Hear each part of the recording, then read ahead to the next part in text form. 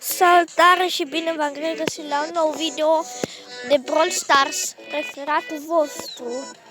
Nu uitați să apăsați butonul de like. Am făcut 21 de abonați. Vă mulțumesc. Eu aș vrea să facem până la 60. Fără voi n-aș fi făcut acești abonați. Așa că am să dăm un meci la Gem Grab. Să începem.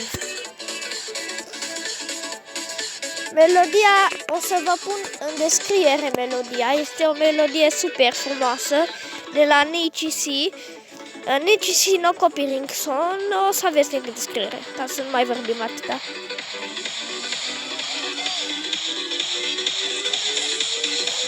Ok. L-am ucis pe Brock.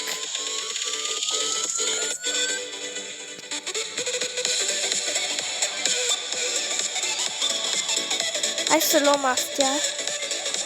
Wow, m-a omorât Penny. Cu dita mai blastul ei, adică nu-i voie să faceți așa ceva.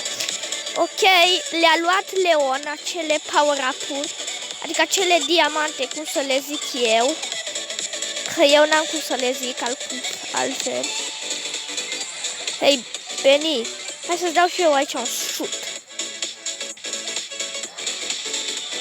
Îi dăm aici un șut frumos la... Nu! Nu! Oh! Hai că-i bine. Să nu te atingi de ele.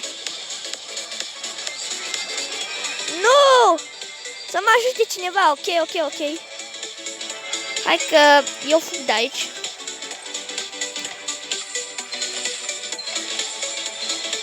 Hai că câștigăm și meciul ăsta, dacă e să fie.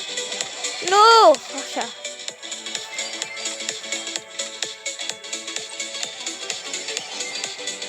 Și am câștigat acest meci de Brawl Stars. 150 de trofee cu Brock. Ok, să încheiem și noi acest episod. Nu uitați să distribuiți videoclipul și prietenilor voștri. Pa!